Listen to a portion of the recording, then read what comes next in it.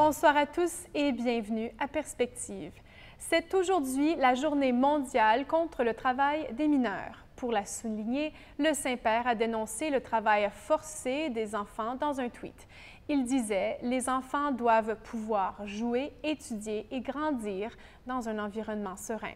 Malheur à celui qui étouffe en eux l'élan joyeux de l'espérance. » Le Saint-Père a souvent eu des paroles fortes contre l'exploitation des mineurs. En 2014, il avait promu le travail de l'Organisation internationale du travail avec leur livret rouge représentant le carton rouge d'un arbitre qu'on brandit pour signaler une pénalité. Il a donc fait souvent appel à la communauté internationale pour ouvrir des procédures encore plus efficaces pour affronter cette authentique plaie. Le camp d'Ashti à Erbil, dans le Kurdistan irakien, ferme bientôt ses portes. Après un an depuis la libération de Mossoul, cette région d'Irak envahie par Daesh en 2014, les réfugiés chrétiens retournent chez eux petit à petit.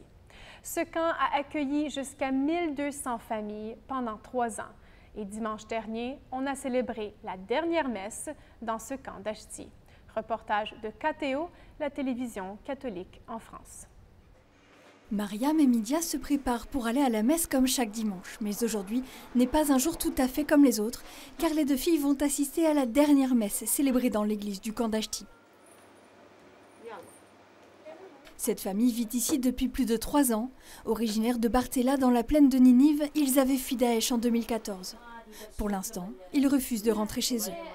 والله بالنسبة للوضع إذا يطلعونا من المخيم مجبور يعني إحنا نأجر بيت يعني بأربيل لأنه شوية الوضع بالمنطقة هناك يعني ما مستقر بعد خدمات ما موجودة بشكل صحيح يعني من ماء من كهرباء يعني وضع المنطقة الأمني بعد ما مستقر فلهذا حاليا نأجر يعني لما نشوف الأمور شلون تصير. Pourtant, beaucoup ont déjà pris la route du retour. Depuis 6 mois, le camp d'Ashti s'est vidé. Jusqu'à 5000 personnes ont vécu dans ces caravanes. Ils ne sont plus que 800. Et d'ici quelques semaines, le camp fermera ses portes.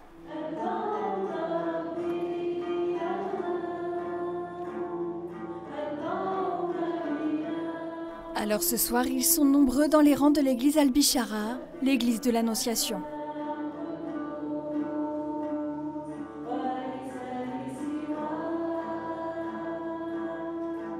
Des applaudissements ont résonné à la fin de la célébration pour rendre hommage au Père Emmanuel et à toute son équipe qui ont dirigé et géré ce camp jour et nuit pendant 3 ans. أكيد هو راح نبدي صفحة جديدة في مناطقنا مثل ما كنا متواجدين فيها لأنه بدأنا الحياة وتستمر الحياة والمسيحية لازم تبقى مستمرة إذا هنا أو في مناطقنا.